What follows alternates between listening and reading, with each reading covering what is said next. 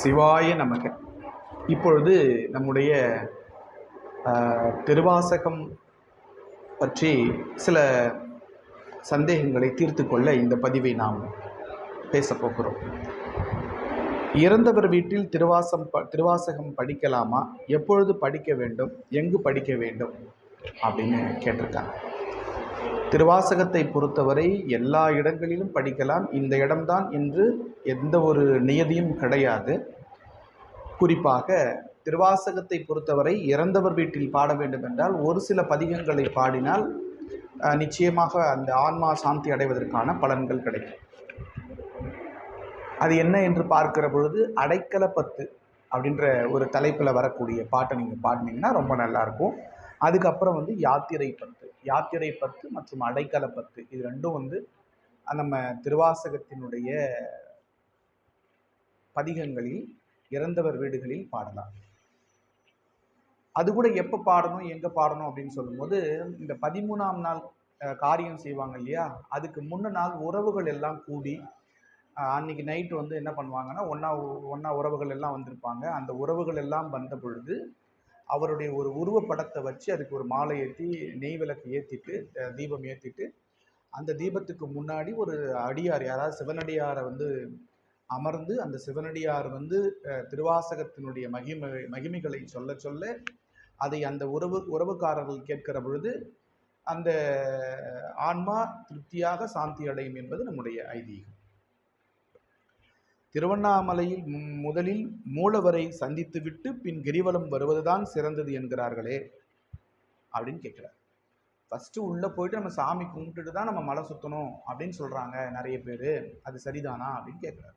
கண்டிப்பாக அது ஒரு வகையில் சரிதான். ஆனால் இன்னொரு விஷயத்தை நீங்கள் பாருங்கள், திருவண்ணாமலைக்கு தினந்தோறும் கூட்டம் வந்துக்கிட்டு தான் இருக்குது. அதிகமான கூட்டம் வந்துக்கிட்டே இருக்குது. நாளொரு மேனியும் பொழுதொரு வண்ணமுமாக அடியார்கள் கூட்டம் அதிகமாகி கொண்டே இருக்கிறது திருவண்ணாமலையில்.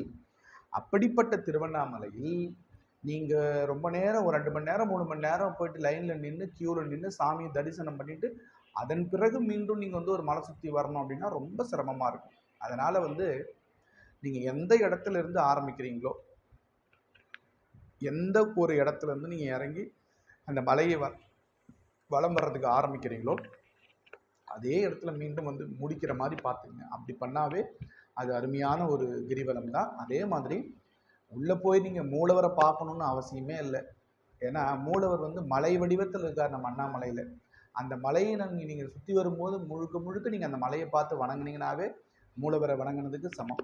இன்னொன்று, உங்களுக்கு என்ன ராசியோ அந்த ராசிக்கான அதிபதி யாரோ அந்த லிங்கத்தை நீங்கள் மலை வழியில் கிரிவலம் வரும்போது உங்கள் ராசிக்கான லிங்கத்தை தரிசனம் பண்ணி அங்கிருந்து மலையை பார்த்து ஆடி பாடி அண்ணாமலையை கைத்தொழுக ஓடிப்போகும் உள்ள வினைகள் எல்லாம் என்று நீங்கள் இருகரம் கூப்பி வணங்கினாலே உங்களுக்கான புண்ணியங்கள் கிடைக்கும்.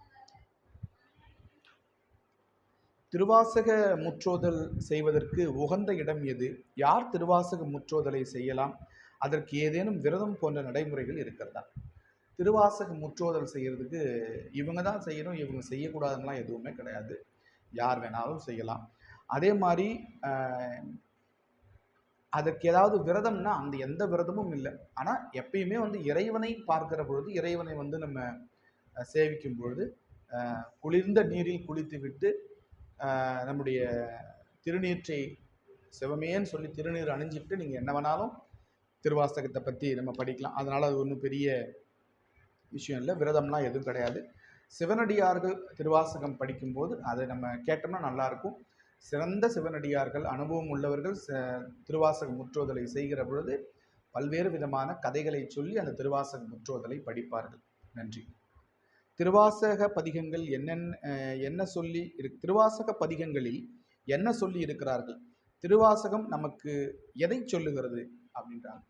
திருவாசக பதிகங்களில் ஒன்றுமே இல்லை. ஈசனை தவிர வேற ஒன்றுமே பெருசு இல்லைன்றது தான் திருவாசகம் முழுக்க நம்ம சொல்கிறது. ஏகன் அநேகன் இறைவனடி வாழ்க. ஏகன் அநேகன், உலகத்தில் உள்ள கடவுள்களுக்கெல்லாம் ஒரு கடவுள் நம்முடைய ஈசன் தான். அது ஈசனின் திருவடியை அடைய நாம் என்ன செய்ய வேண்டும் என்பதை சொல்வது தான் திருவாசகம்.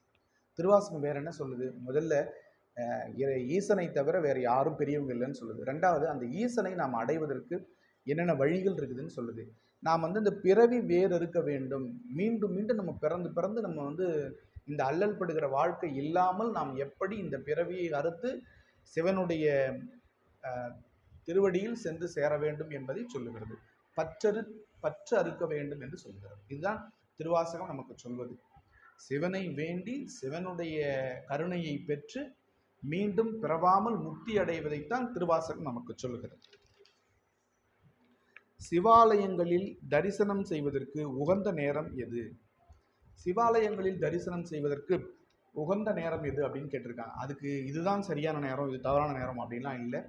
இறைவன், அதாவது சிவன் எப்பொழுதுமே ஜோதி வடிவானவன். ஆகவே இருள் சூழ்ந்த நேரங்களில், காலை அதிகாலை பொழுதுகளிலும், விளக்கு வைத்ததுக்கு பிறகு மாலை வேளைகளிலும், இருள் சூழ்ந்த நேரங்களில் ஜோதி வடிவாக நாம் அவனை வணங்குகிற பொழுது நமக்கு ஒரு ஆத்ம திருப்தி கிடைக்கும் என்பது நம்முடைய ஐதீகம். அந்த வகையில் பிரம்ம முகூர்த்தம் அதிகாலை 4:30 to 6 அந்த டைமில் நீங்கள் சிவபெருமானை சேவிக்கலாம். அதே மாதிரி மாலை நேரங்களில் நீங்கள் இரவு முழுக்க நீங்கள் சிவபெருமானை, திருவண்ணாமலையில் கிரிவலம் வரும்பொழுது, கிரிவலம் வரல இரவு முழுக்க கிரிவலம் வரல, அந்த மாதிரி நேரங்களில் நீங்கள் சிவபெருமானை பிரார்த்தனை செய்யலாம், மனதார வணங்கலாம். இன்னொரு விஷயம், சிவபெருமானை பொறுத்தவரை எல்லா கால சூழ்நிலைகளிலும் ஜோதியாக, ஜோதி பிழம்பாக இருப்பவன். அந்த ஜோதியை வணங்குவதற்கு நேரம் காலமே இல்லை. இருந்தாலும் உங்களுடைய கேள்விக்காக இருள் சூழ்ந்த நேரங்களில் சிவபெருமானை வணங்குவது சிறந்தது. இப்போ குறிப்பாக நம்ம சொல்லணும் அப்படின்னா, நம்ம தஞ்சை பெருவுடையார் கோயிலில் வந்து இந்த அதிகாலை பூஜை வந்து அவ்வளவு அற்புதமாக இருக்கும். நான் நேரடியாக அதை ஒரு முறை அருகிலே இருந்து காண்கிற பாக்கியத்தை சிவபெருமான் எனக்கு அருளினார். ஒரு 6-7 ஆண்டுகளுக்கு முன்பால் நான் நம்முடைய பிரகதீஸ்வரர் ஆலயத்தில் அவருக்கு முன்பாக ஒரு சற்று தொலைவிலே அமர்ந்து கண்கூடாக அந்த காட்சியை, சந்தன அபிஷேகம், பால் அபிஷேகம் என அவ்வளவு பெரிய லிங்கத்தின் மீது அதை ஊற்றுகிற பொழுது அப்படியே நம்முடைய மனம் மகிழ்ச்சிகள் திளைக்கும். அப்படி ஒரு அற்புதமான அருமையான ஒரு அற்புதமான காட்சியை நான் கண்குளிர கண்டிருக்கிறேன். சிவாய நம என வணங்கி இருக்கிறேன். ஆகவே இருள் சூழ்ந்த வேளைகளில் சிவனை வணங்குவது சிறப்பு என்பது என்னுடைய கருத்து. பெண்கள் மாதவிலக்கு காலங்களில், பருவமடைந்த காலங்களிலும், குழந்தை பேர் அடைந்த காலங்களிலும் திருவாசகத்தை படிக்கலாமா அப்படின்னு கேட்டிருக்காங்க. நிச்சயமா படிக்கலாம். திருவாசகத்துக்கு தீட்டே கிடையாது. திருவாசகத்தை படித்தா எப்பேற்பட்ட தீட்டும் போயிடும்ன்றது தான் ஐதீகம். திருவாசகத்துக்கு எதையா தீட்டு? எல்லா சூழ்நிலைகளிலும் திருவாசகத்தை படிக்கலாம். அவனருளாலே அவன் தாழ் வணங்கி. இப்போ திருவாசகத்தை படிக்கணும் நாம் நினைச்சா படிக்க முடியாது, நீங்க நினைச்சா படிக்க முடியாது. அவன் அருள் இருந்து அவன் நம்மை திருவாசகத்தை தொட வைக்க வேண்டும். ஆகவே திருவாசகத்தை படிப்பவர்கள் அவர்களாக படிக்கிறார்கள் என்று நினைத்துக் கொள்ளாதீர்கள். அவனருளாலே அவன் தாழ் வணங்கி திருவாசகத்தை படிக்கிறார். இந்த திருவாசகத்திற்கு அது ஒரு சிறப்பு. உண்மையான சிவனடியார்களை எப்படி கண்டுபிடிப்பது? சிவனடியார்களுக்கு தானமாக எதை கொடுக்கலாம்? எதுவுமே வேணாம் தானே சிவனை நோக்கி வந்து உட்கார்ந்துட்டு இருக்கிறான். பாசமாம் பற்றெடுத்து பாரிக்கும் ஆரியனே, நேச அருள் புரிந்து நெஞ்சில் வஞ்சம் கெட பேராது நின்ற பெருங்கருணை பேராரே அப்படின்னு சொல்லிட்டு, இந்த எதுவுமே வேணாம், இந்த உறவுகள் வேணாம், இந்த ஆடம்பர வாழ்க்கை வேணாம், சொகுசு வாழ்க்கை வேணாம், எதுவும் வேணான்னு சொல்லிட்டு பற்றை அறுத்து விட்டு சிவனை நோக்கி வந்தவனிடத்தில் மீண்டும் நான் அவனுக்கு எதை தானம் கொடுக்கலாம் என்று கேட்டால் அடியேன் என்ன சொல்வேன்? உண்மையான சிவனடியார்களுக்கு நீங்கள் எதை கொடுத்தாலும் அவர்கள் வாங்க மாட்டார்கள். பித்து பிடித்தவர்கள் போல் இருப்பார்கள். அவர்கள் தான் உண்மையான சிவனடியார்கள். அமருவதற்கு 5 லட்சத்திலே சேரும், உடலிலே ஆடம்பர அணிகலன்களும், மிகப்பெரிய கண்ணியவான்கள் போல உடுத்துகிற உடையும், யதார்த்தம் இல்லாமல் சாதாரண மக்களால் உடுத்த முடியாத அளவிற்கு மிக உயர்ந்த ஆடை ஆபரணங்களையும் அணிவித்துக் கொண்டிருக்கிற கார்ப்பரேட் சாமியார்களுக்கு உண்மையான சிவனடியார்களை பற்றி தெரிவதற்கு வாய்ப்பில்லை. அவர்கள் எல்லோரும் கார்ப்பரேட் சாமியார்கள். எதுவும் வேண்டாம் என்று வீதிகளிலே திரிந்து கொண்டிருப்பவர்கள் தான் உண்மையான சிவனடியார். அவர்களை கண்டுகொள்வது கொஞ்சம் சிரமம்தான். அப்படியே நீங்கள் கண்டுகொண்டாலும் அவர்களுக்கு நீங்கள் எதை கொடுத்தாலும் உண்மையான சிவனடியார்கள் எதன் மீதும் விருப்பப்பட மாட்டார்கள். திருவாசகம் படிப்பவர்கள் அசைவம் சாப்பிடலாமா? அடியார்கள் அசைவம் சாப்பிடுவது குற்றமா? இதுக்கும் நான் அதுதான் சொல்லணும். இது நிச்சயமாக 12 திருமுறைகளில் 8ஆம் திருமுறை நம்முடைய திருவாசகம் சைவ திருமுறை, சைவ நூல் இல்லையா? சைவம்ன்றதே வந்து நம்ம ஒரு மதம் தான், சைவ மதம். சிவனடியாரை வணங்குகிற பொழுது புலால் மறுத்தானை இவ்வுலக உயிர்களெல்லாம் கைகூப்பி வணங்கும் சொல்றார் வள்ளலார். நம்ம வள்ளல் பெருமான் சொல்றாரு, புலால் மறுத்தானை இவ்வுலக உயிர்களெல்லாம் கைகூப்பி வணங்கும் சொல்லிட்டு. கறி மீன் மாமிசம் சாப்பிடாத ஒருத்தனை ஒரு உயிரை கொன்று அந்த உயிரினுடைய இறைச்சியை உண்கிற ஒருவனை இந்த உலகம் எப்படி பார்க்கும் என்பதை நீங்கள் புரிந்து கொள்ளுங்கள். ஆனால் அது மாதிரி வேணான்னு சொல்றவன் தான் நல்லவன் அப்படின்னு சொல்றாரு வள்ளலாறு.